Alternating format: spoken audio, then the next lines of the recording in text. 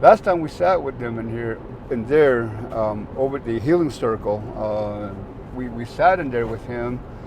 One of the things he brought up was that this is good. He said, "You guys, you're sitting here talking about all these things, you know." He said, "There's one thing missing, though." And I looked around. So, what is that? You know, where are all the young ones? You know, we need to bring them in. We need to let them. We need to have them hear us. You know, even though we're boring. He says. You know, and he made sense. He said, yeah, you're right. I go, you know, but man, we've been trying to get these guys in there, but yeah, I was like, I was a kid once, you know, so I remember what that's like. But also, wisdom comes from those who age too. Yeah. Yep.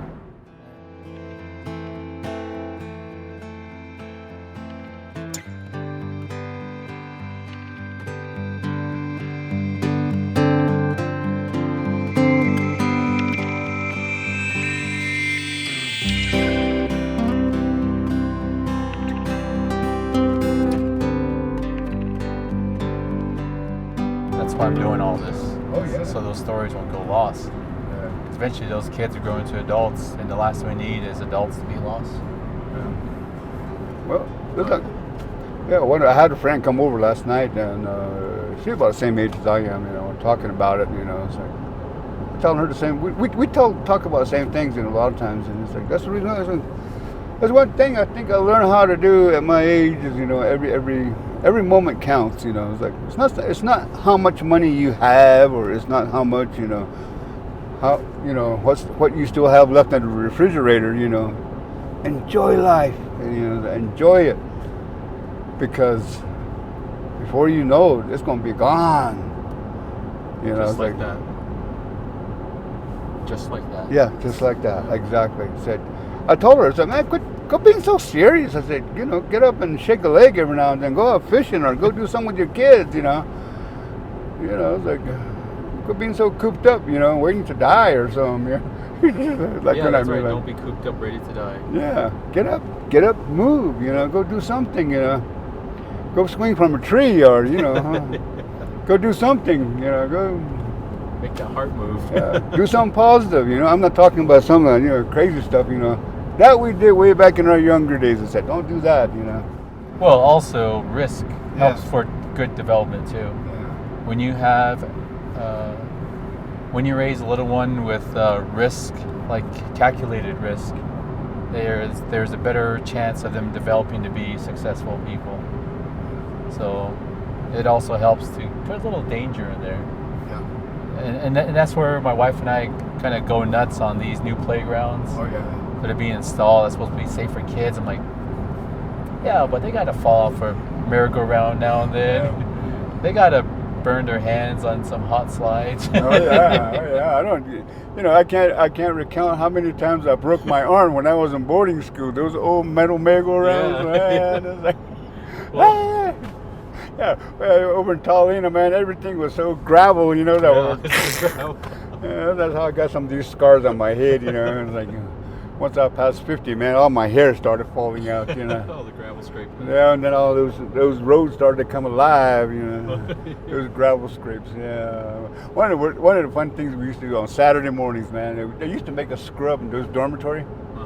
And one of the things we used to do to entertain ourselves was ride some of those buffers, you know, floor buffers, and they spin with you. Yeah, I remember one incident, man. I got on one of those things, and my cousin went and pulled that. We used to wrap that cord around the handles. Yeah. He'd pull it, man. You know, after you spin with us. He did that to me one time, and I flew off. That thing just kind of wobbled with me, and I flew off, and that thing whacked me in the head, man. I was like, man, I came to the isolation room, man, about 10 minutes later. Not the emergency room, the isolation. The isolation room, yeah. It's like I had a big difference. Yeah, it was like they had that room, and it looks like a fart bag. You know, they used to put ice in, they put it on your head. Oh man. So, what is an isolation room for those who do not know? Oh man, it's like isolation room back in the days of boarding school is like when you got sick, man. They separated you. They make sure you had your own little room and. So quarantine. Yeah, it's a quarantine place. Yeah. Pre-COVID. Oh yeah. Yeah, when I was small, at one point in time, man, we used to get measles, man. The whole dorm would get a measles, man. I was like, we'd fill that one whole dormitory, one side of it, and I was like, we'd be running around in our jammies, running back and forth, polka dotted, red dots all over. Yeah, we're making a reunion of it here now. We're going to come back together before everybody grows old and before everybody dies off. We got to look at each other and poke fun at each other again one more time, Tell some war stories. Oh, yeah. Go back and reminisce on a lot of the old days.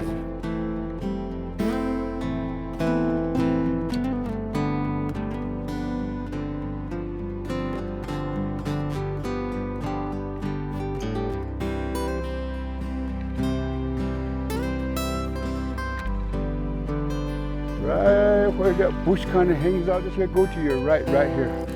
To your right. Right up here. It's a wicked place to be careful. Watch out for snakes. Let's go over here on this side. Oh, wow. So,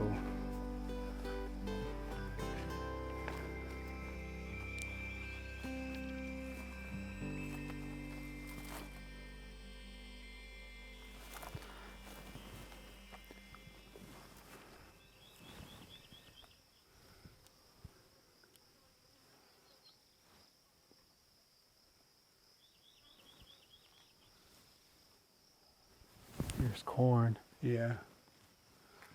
Then there's the mountains behind it. Is that the sixth mountain? Yeah, one of them. And this one's what, rows of corn? There's a corn, and then most likely like those that stick out like that is probably like the people, representing the people that are there. A lot of those, and sometimes they showed maps of where these places were, how they marked maps. Mm-hmm. So then there's some more on this side, and this is the one we're going to make an offering to right here. Then there's a lot of the graffitis that people do. Just screwed it up. Yeah, and then if you look up there, there's a lot of these way back when Spanish people were arriving into this whole area. You can see some of their work coming through here. So the Spanish people, when they arrived in this whole area, these washes were used for like a route coming in. Yeah, like it's a natural road. Mm-hmm. Or yeah, make let's an go ahead and offering do here. the offering first, and then we can go ahead and go from there. So All right, so that's what I was told, yeah, no, that makes sense. that makes a lot of sense. It's funny because that as I continue more and more doing this, and I meet more relatives, it's always been a teaching that my parents kept in me. I just never caught it. Yeah. There's a lot of things that you're saying, or other relatives that I met that they have said something to me as, oh yeah, I remember my Nellie's doing that, or I remember my Che would do that, and I realized they were just passing on tradition, but I never caught it. Yeah. Right here. You're going to see more. So this whole area, this whole canyon, you practically have to walk it. There's a lot of them. Well, on the other side too. So they're everywhere. I mean, a lot of these petroglyphs are everywhere. The sad part of it is that they're accessible, and people get in there and with terrible intentions of vandalizing, and they destroy something that's been there for thousands of years. Well, I brought up to somebody else that I told him not to pick up pottery pieces or arrowheads. Even when it's out there in public land, I'm like, well, think of it, it's part of history. So you wouldn't see someone chipping chips off of the national monument because it's a part of history. It's a national monument because people see it as a monument. We don't label it as a monument. We label it as our history, just like... Not a Christian person is going to go over to Bethlehem where Jesus was born. They're not going to start chipping away at the walls. Yeah, because I want a piece of it. Yeah. People be like, oh, it's blasphemy. No, it's history. I want a piece of it. Yeah. Hey. Yeah. Shita, I don't know how you want to do this. You can climb up there if you're up to it. Oh, whoa!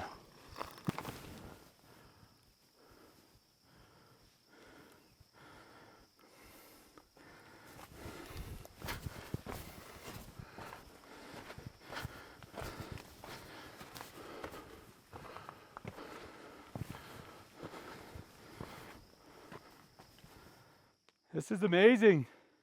Huh? It's amazing. It is. So right here is corn. Yeah.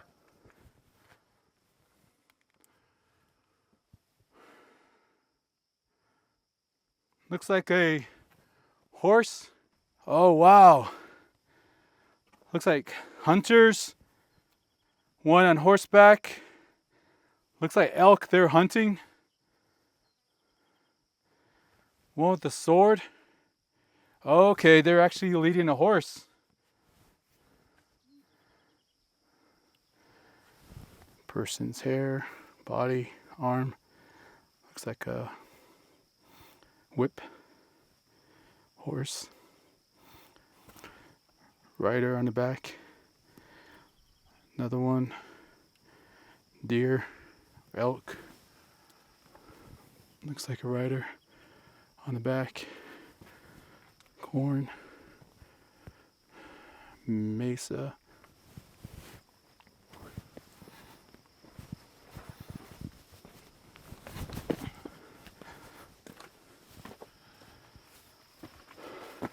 Do you know what this one is? Yeah, majority of those, a lot of those, most of those are, if you look at them, most of them are Pueblo. And the reason why I say that is because most of them are in round and how they're in script. And you can tell that you can kind of separate in between what is Navajo and what is Pueblo. Yeah. So, Yeah, this one definitely looks more Pueblo.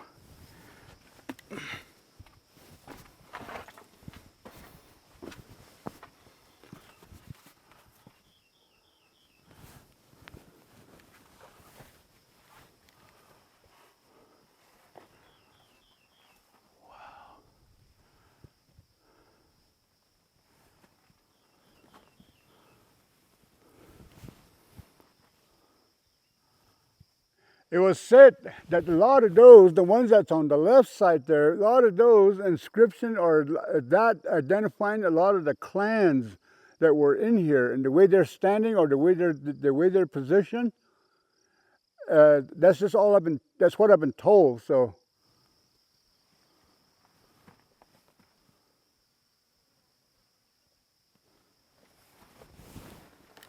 Which clan is it? Do you know? there's so many clans that evolved out of this whole area here. It could have been the Hawasanas or Kinsachines, and one group of Kinsachines. It could have been Torchatlinis, Betahnis, Senabithnis.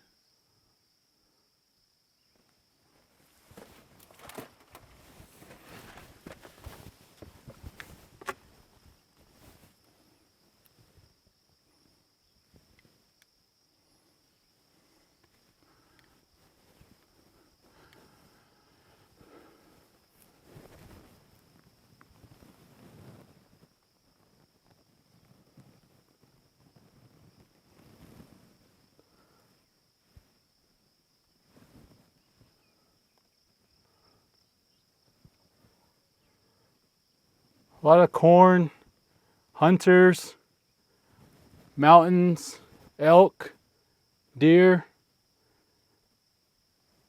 probably lightning. Yeah. Then the one with the head in the circle, do you know that one? That one is Pueblo. I think that I could be wrong. A lot of that depicts the either the moon or the sun, depending on which position it is. Most likely that one probably be the moon, the one that's on that side. Usually, if it's the sun, they'll usually the body will accompany it.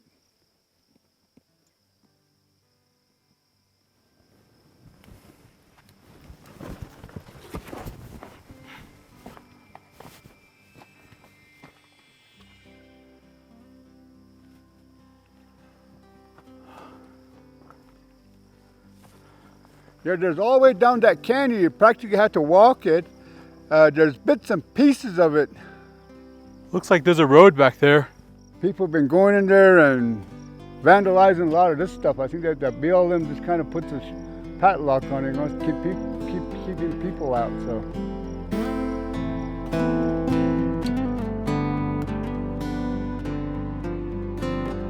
About that one mesa, you can probably see it from here. He said, you know that story? He goes, where the twins went up to see the sun. He said, they say that that's where it happened. He said, I'd love to see it. I'd love to see this whole place turned into a monument, a national monument, just like they did with Bears Ear.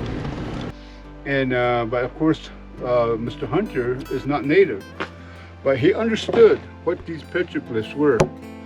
And he says when the railroad company came in, they wanted to pull out a lot of these railroads. One of their claims was that, well, natives have nothing in writing that says that. But Mr. Hunter believes, says, okay, then what are those petroglyphs? What are they for?